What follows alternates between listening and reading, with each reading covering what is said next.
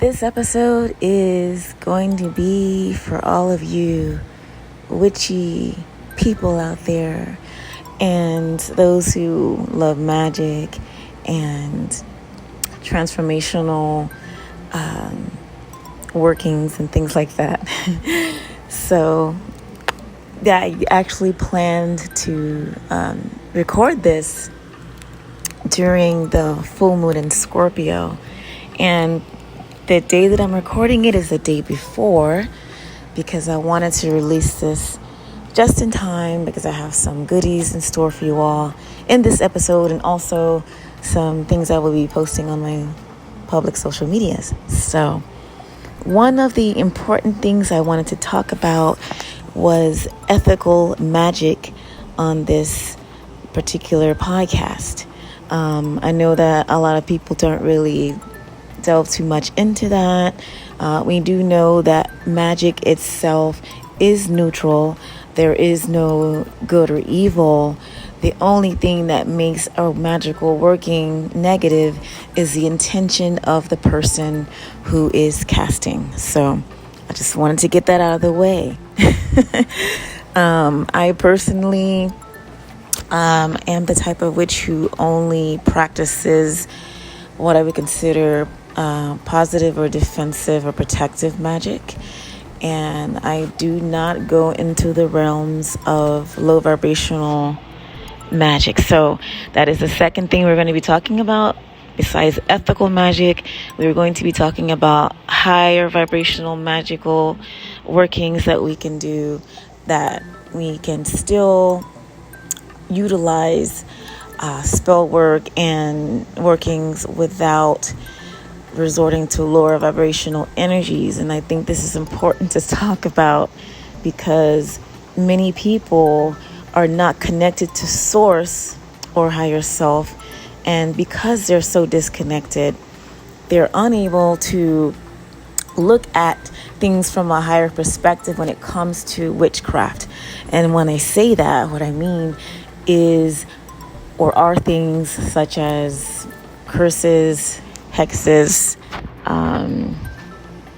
fixing people, when it comes to things like that, that causes harm to others and brings negative karma upon your own soul. Now, are there people that do that? Yes. I myself am knowledgeable on some of these lower vibrational magical workings. But I quickly learned that it is not something that's for me. It is not something that my soul is aligned with. As I became more aligned with myself as a person, as a soul, and as a witch, I learned that I can still work magic and it be to my benefit to not incur any negative karma on my path here. So I'm going to be talking a little bit about that. So I think I'm going to start this out by giving you guys a little bit of history on me as it pertains to how I came about identifying as a witch, right? I'm sure a lot of you probably are wondering that if you don't know me very well. Those of you that know me more probably have a little bit of an inkling as to how it started, but I'm going to basically talk to the new people who don't know much about me. And my beginning, if you've heard this podcast, you're probably so tired of hearing it. But yes, I started out being raised in a Pentecostal Southern Black church. That wasn't a fit for my soul for several reasons. So then as an adult, I began exploring other traditions, systems, and beliefs. And what I did was I took from those what resonated deeply with my spirit, and then I discarded what didn't. So that was basically that in a nutshell. I've always been really drawn to anything that is earth honoring, spirit or soul honoring, universe honoring, right? So I did begin my path in paganism and started my own coven at some point. I was a high priestess of my own group at one time, and so that was my beginning. And I also began to incorporate, as I learned more about my African roots, a lot of African spirituality into my system. And when I say my system, it's basically what I resonate with spiritually and magically, okay? And that can come from different traditions around the world. I'm not in a box, so anybody that knows anything about me knows that I am not inside of any sort of box or category. So when it comes to that, so I began exploring African spirituality, whether it be Kemetic or West African. I really do identify with a lot of the philosophy and those systems. And so I've incorporated that as well as my Native American shamanistic beliefs. And that basically is just all rolled up into what is now me. So welcome to the experience. With that said, as a young woman who really wasn't aware of or awakened to a lot of different things, I have always been a natural witch. I've always been one who could see and know things, and I've also have the ability to read energy and read objects. If you were to give me a piece of your jewelry or something like that, your car keys, something you carry with you every day energetically that's on you. So I do have that gift of reading energy and receiving information and visions based off of your energy, those types of things. Prophetic dream work. I don't want to go into a list of, look at me, what I can do, because I'm not that type of person. But what I'm just trying to say is that, these are things that I was born with. And I remember the first time I actually practiced intention. And I will admit it was not a positive intention. Okay. So we're talking very young here, maybe like 19 or 20 years old. Okay. So I'm not really fully in my witch queen self yet. But a little bit of a story behind that. So I was currently in school, and there was just this one particular girl that just didn't like me, right? She just could not deal with me. I don't know why. It's one of those situations where you just meet someone and you don't like them. Well, that was her case with me. She just didn't like me. And whenever I would speak up in class, or I would do or say something, there was always opposition. There was always hateful eyes, and just really making her way into my energetic space in a really nasty way. So after really having been put up, having had enough of that, I remember being on a lunch break, and I'm walking outside, okay, just getting some fresh air and sunlight between my classes. And I saw her car, and immediately I just had this thought in my mind, and the thought was a very simple thought, but very powerful in my intention at the time. It was just more along the lines of I just wanted her to suffer. Okay. This is not nice. I'm admitting this to you now. I'm just telling you this. I don't do these type of things. I'm just giving you a little bit of backdrop so you can understand where I'm coming from when I hit the later portion of this podcast. So, back to the story. That was over. Lunch break was over. Went inside. Everything was normal. The following week at school, I noticed that person was no longer there. She wasn't there Monday, Tuesday, Wednesday. The whole week she wasn't there. So I thought that was odd, but also enjoyed the break from her negativity at the same time. But when she did come back to school, she was on crutches, and she had brace on her back and legs, and she was in misery. I'll tell you that much. She was in pain. And I knew right away that it was my intention. And while I had a brief moment of satisfaction, it was brief. I then began to start to feel guilty. And I knew this was my intention. I really didn't think it was just like a random coincidence. I just felt deep down it was my intention. So I didn't do any intentional work after that. Nothing that was negative, because it kind of scared me in a little bit. So the second time I did what I would consider would be lower vibrational magic, was in the form of spell work. There is a particular person that I wanted to be in a relationship with, and that person was with someone else. Let me tell you, I wasn't set up the way I am right now. Okay, it's the past, so, but we learn from it, right? So I did some spell work, and what happened was that while the spell temporarily worked, the repercussions of that, my friends, was that it backfired on me. Yes, it backfired on me. The person I wanted to be with did leave the person they were with. However, they left temporarily. And in the time that I was with them, you can just say I received my karma. Okay, I learned a lesson there that was very important. And I began to see that although intention and magic and spell work is definitely real, do I want to experience these things the way I've been experiencing them as a result of the type of magic and intentions I was setting? So as I began later to explore paganism and Wiccanism in particular, one of the things that stayed with me was one of the Wiccan reads, and that is, do what you will with harm done to none.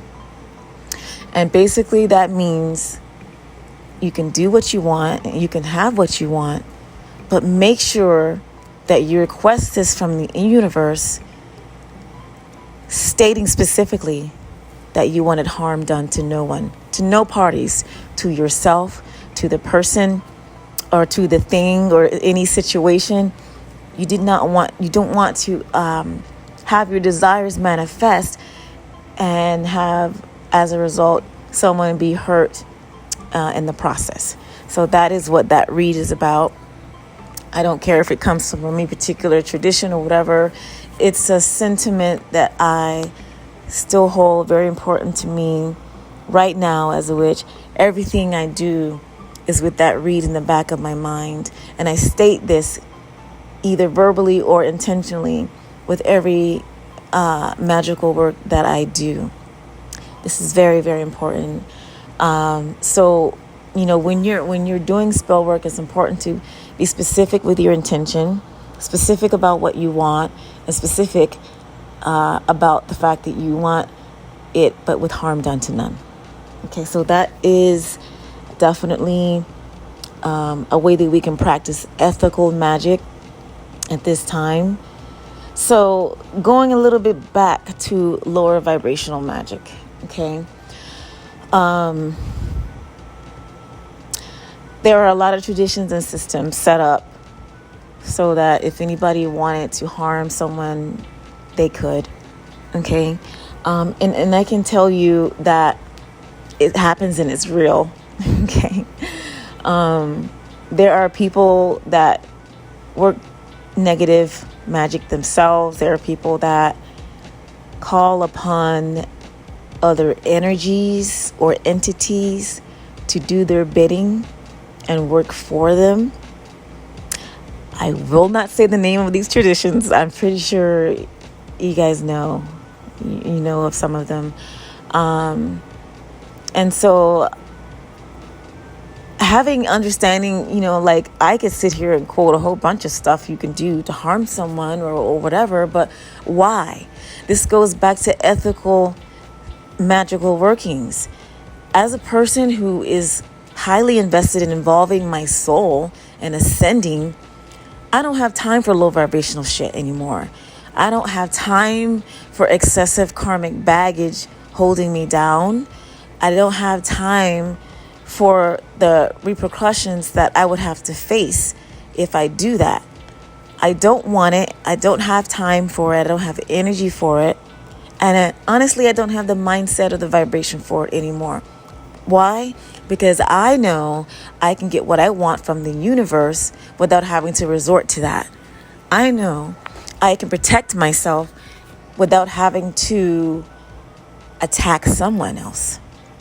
I know that I can stop someone from doing something harmful to me without doing something harmful to them. I know that I can attract love, abundance, prosperity, money, peace, happiness, all of that I can get without having to hurt anybody, without having to subject myself to additional negative karma. All of that, okay? So once you understand that you can get what you want without having to do that, and at the same time evolve and ascend, that's when you're on another level. Okay, that's when you don't need to do any of that shit. You don't have to do any of that shit. Now, sometimes people have to do that in order to learn, right? I was lucky. I did a few things and quickly learned that wasn't the route I wanted to go. But, if people are out there and they're working this type of magic without thought to anything, they're not thinking about anything, really. People in that mindset are very ego and still very carnal driven, and power driven and things like that. That's not on the level of a high vibrational magic. Another way that we can attract things using high vibrational magic is timeline attraction. I would love to share this concept with you. Timeline attraction. Now, if you know anything about quantum jumping or leaping, if you know anything about timeline jumping, traveling, alternate timelines, then this may be probably easy for you to understand. If you don't know much about that, I would recommend you go, and I have some videos on my YouTube channel. You can find me on all platforms. I am Joyful Healer, and I have some videos on there about alternate timelines and timeline attraction there. But for those who know a little bit about it and just want to keep listening, please keep listening.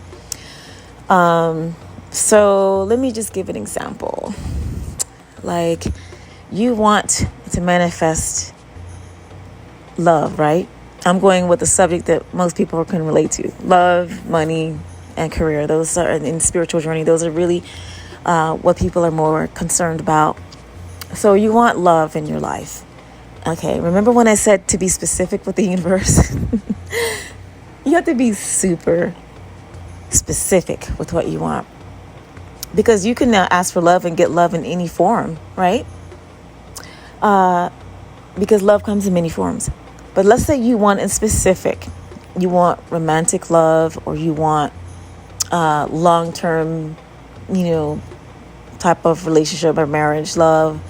Or even let's just say you just want a moment with the right partner who's compatible with you sexually, and that's just what you're wanting at this moment. That's what you're needing, right? Because we've all been there. I don't recommend gearing spells towards individuals specifically, because that goes in the direction of bending or influencing someone's will. And that is like the number one top low vibrational magical working that I can think of, because it infringes upon free will, which we are in a free will planet and a free will freaking universe. So that's nasty work right there. You're going to get a lot of shit coming back to you if that's something you regularly do. It will catch up to you. It will catch up to you. Okay. So instead of doing spell work, geared towards a specific person. Like I want Sean that works in the accounting department or whatever at my job, or I want this person I saw in my, at the club or in this group, friends group or whatever. I highly recommend against that. Because when you're trying to bend someone's will, that you're opening up a lot of stuff that you might not want. You're opening up karmic debt on your soul. You're opening up it being backfired against you, and then negative energies coming back towards you 3 times over. You're opening up for obsession. You want somebody, right? And now you have them, but things have turned weird and now you can't get rid of them. Now they're stalking you. Now you have this horrible energetic tie to this person that you have to try to somehow find a way to untie and unbind. Okay, so why go through all of that? I recommend, asking the universe to attract to you qualities that you want in a person, and then wait for it. Okay, you do your spell and then you wait for it. Don't have a specific person in your mind. Don't have a name in your mind. Be open and wait for it. Okay, that way the universe orchestrates the perfect person for your needs, and this person will come to you through the energy of the universe orchestrating it to be so, versus you bending someone's will and sucking them into you and having all this other crap around the whole situation. So you can definitely avoid that. So be specific with what you want. Harm to none. You want to do timeline attraction. Timeline attraction. You're picturing what you want your life to be, right? And when you picture this, when you do these prayers, spell, meditation, however you want to do it, it's up to you. Any way is good. Visualize what it is that you want, how you want your life to be, what specific things you want to experience, and feel those feelings. Feel those feelings in advance, as if they're already happening, as if it's already yours, right? And wait for it. Put it out there and wait for it. Expect it, right? Don't overthink it, though. A lot of people make the mistake of doing spell work or magic work, and then instead of sitting back and waiting for the universe to make it so, because you already know it's so, overthinking about it. But what if this happens and it doesn't happen? Or what if it doesn't go this way? Or when you start introducing doubt into it, you dilute your magic and you'll have to start again and do it again. So the number, that's the number one thing with that.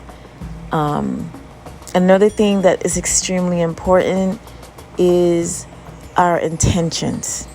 All right. Our intentions are actually the most important thing when it comes to magic, craft, spell work, any of that. Because without your intention, all of those tools, all of those wands, cauldrons, athames, candles, incense, smoke, crystals, moon chorus, planetary correspondences, whatever it is, natural elements that you incorporate, none of that shit's gonna work if your intention is weak.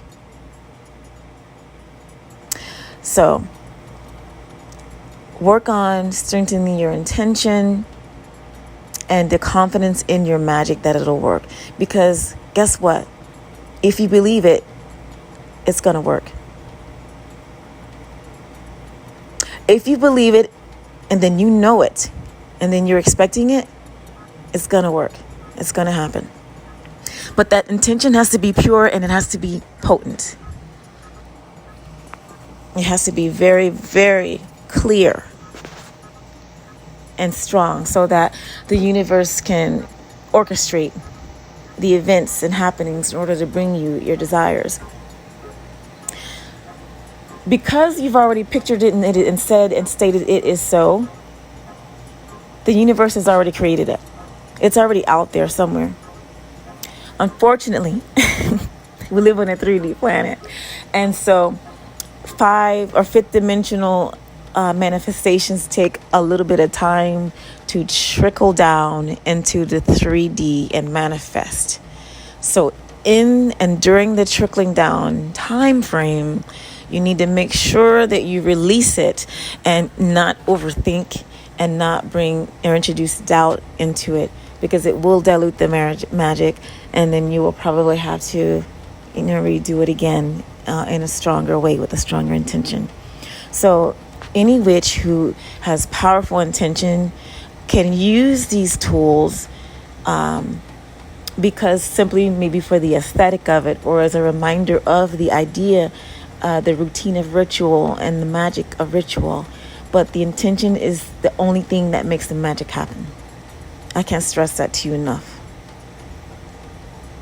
The intention is the only thing that makes the magic happen.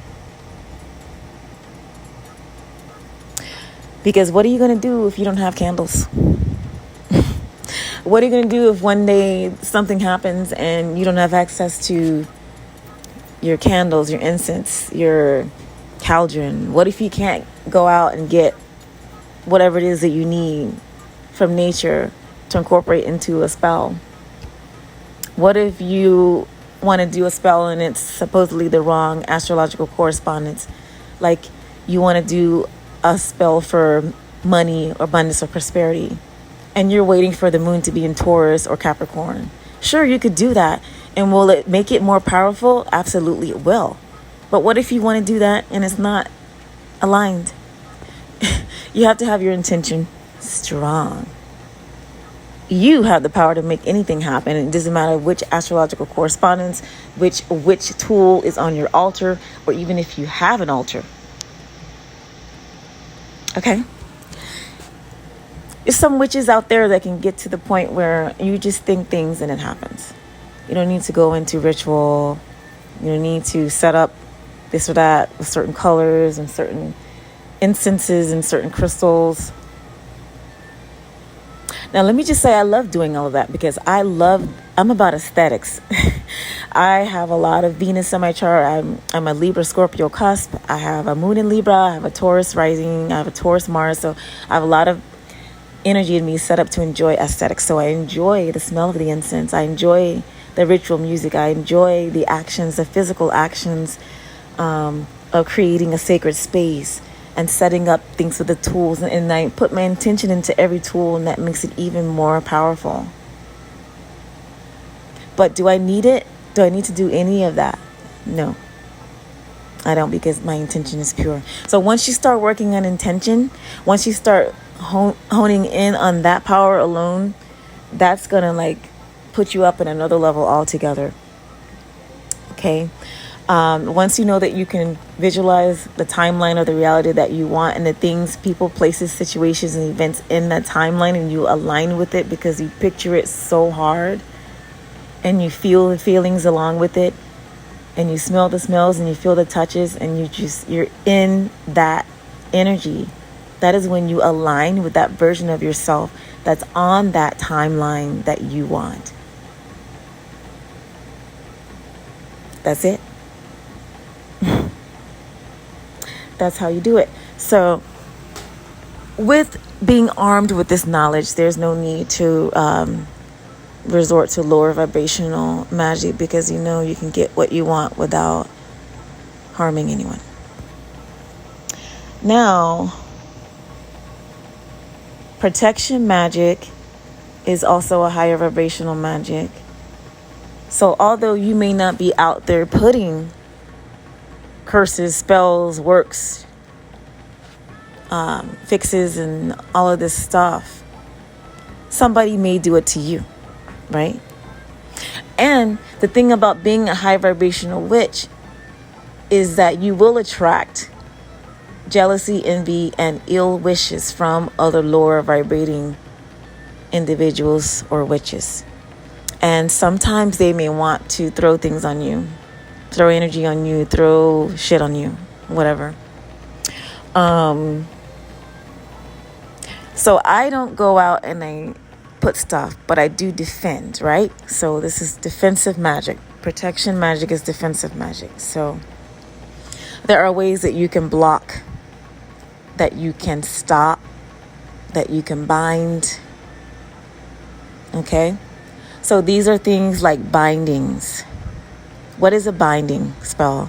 A binding spell is work that you do when you want to basically stop someone from doing something.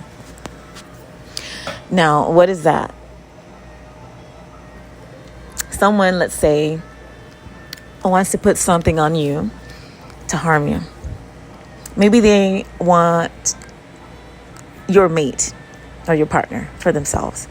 Maybe they want your success. Maybe they want that job that you have. They've been waiting for promotion and you got it and they want it. Maybe they're jealous of your looks. Maybe they're jealous of your level of intelligence or knowledge. Maybe whatever. I could go on. The reasons why somebody would want to hurt, put negative shit on you. But it happens. Okay? So this is where defensive magic comes in. And there are many, many different types of protection spells. So I'm not going to really go into that. But I will stress that you can do protection spells. You can call upon other higher vibrating, love-based energies to help you and assist you and protect you. I especially love angelic forces. You can call upon Archangel Michael. There's so many more angels also besides Michael that can assist you in protection and defensive magic. You can call upon your ancestors. They got your back, right? You can call on your spirit guides that are in the astral planes. You can call on your starseed origins, your cosmic origins. These are other souls' protective energies that you've taken with you from star system to star system, if you believe or understand the concept of star seeds having, not come from Earth, but coming from other dimensions or galaxies. You could call upon all of these forces that are here to help you. There are beings of light that specifically their jobs or their role is to transmute dark energy into light. You can call upon those beings in the universe whose purpose is to transmute negative or dark energies into light or take them into the light. Sometimes energies that are sent to you take on a life form of their own. And that's kind of a scary thing, but you have to understand that there are forces that are here to assist you. If you have the intention powerful enough, you can do this yourself. But if you definitely want to call upon assistance, and I do as well, the more the merrier, the more powerful. You can call upon these energies to assist you in defensive magic and protective magic. So binding somebody would be binding them from stopping you. It's like you're tying their hands together almost. And a lot of binding spells use a rope or string or ribbon tied together with, something or the other to represent that binding, right? And as you are tying or this rope or binding this string, you have to put your intention into it that you want this to be tight, stopped, impenetrable. Okay? So a binding spell will stop someone from hurting you energetically, from inflicting themselves on you, from throwing negative energies and shit at you that you don't want. Also, calling upon protection magic in the dream and astral planes. Sometimes if somebody can't get to you in the 3D and the physical, they'll try to get to you in the, when you're dreaming, in the dream plane, in the astral realm. You can also block. I have this thing I want to share with you. You can put a do not disturb on your soul when you're in the astral plane. The way you put your phone on do not disturb, and then you can also go into the settings, and let's just say you want to put everybody else on do not disturb, but you still want, like your parents, your spouse or partner, your best friends, your family members. You want them in, but you want certain people out. Or maybe you don't mind everyone in, but there's specific people you want blocked. You can do that in the astral realm with your intention. You can go to sleep before you go to bed, and you can recite a do not disturb or an energetic blocking intention so that happens. That's another favorite protective defensive magic that I like to work with. So yeah, I just wanted to share some of these things with you all. There's groups that I no longer belong to because they practice a lot of lower vibrational magic, and it's just not my thing anymore. I respect everybody for where they're at any time, because like I say, everything is as it should be, and divine timing is always on time. There's a reason why that person is practicing that magic in that way, and maybe they need to do that because maybe they need to learn certain lessons. You know what I mean? Maybe they need to experience certain things. So, everybody is exactly where they're at. But if you're at a point and you no longer want to participate in that, there's definitely options. You don't have to resort to doing those types of things in order to get the things you want out of life, out of love, and out of finances, out of career, whatever it is that you may be desiring. So I wanted to share those things with you, and also share a full moon ritual for unlocking your personal power. And that's coming up in the next segment. So if you want to grab paper and pen, or, get your phone out and pull up your notes section, you can write this ritual down. And you can use this especially anytime during a full moon, or even 4 days after the full moon, as the energies are still really strong after the full moon. And I wish everyone a beautiful eclipse and retrograde season. I know it's hard out there. The energies are a lot. But, I did also want to touch a little bit on that, because we're currently in this season, especially with the retrograde season. There's just a lot of energies happening, and we don't have to feel as if we are sort of like a victim to these things, so to speak. And when I say that, especially during retrograde seasons, there are a lot of people that kind of want to hide away and, go under a rock or something and wait for it to pass. But, I just want to say a little bit about the current astrological going-ons before we move into the full moon ritual. It's a lot of transformational energy happening right now. We have Mercury in retrograde, we have Pluto transit, and that's bringing up a lot of stuff. Not a Pluto transit, but we have another transit that's happening that's bringing up a lot of old issues that we have to revisit. But I want you to know you don't have to be a slave or fearful of any astrological planetary alignments. If you're armed with the information, there's always a way we can use whatever energies are happening in a way that's beneficial for us. You don't have to walk around scared or hiding away. The purpose of astrology is not to make us feel like things are out of control.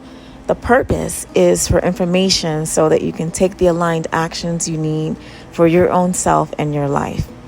Even during what we may consider bad transits, there's always something positive, or at the very least meaningful, that we can use these times for. So, just a little bit on that. Right now at the time of recording this, we have the full moon's going into Scorpio. We have Mercury currently in retrograde. We have a Pluto transit. So there's a lot of intense energies. I want you to stay grounded, and I want you to understand that you can work with these energies, and you don't have to be fearful of astrological alignments. When you're armed with information, it's always helpful. So instead of being so scared, maybe really research more about these transits, more about the planetary energies, and when you have this information, it's there for you to help to, align with what works good for you as those energies are happening. I would like to thank you for watching and listening in this special edition of Joyful Experience Podcast. Please subscribe, share, and like. I appreciate all of you so very much. Thank you. I love you.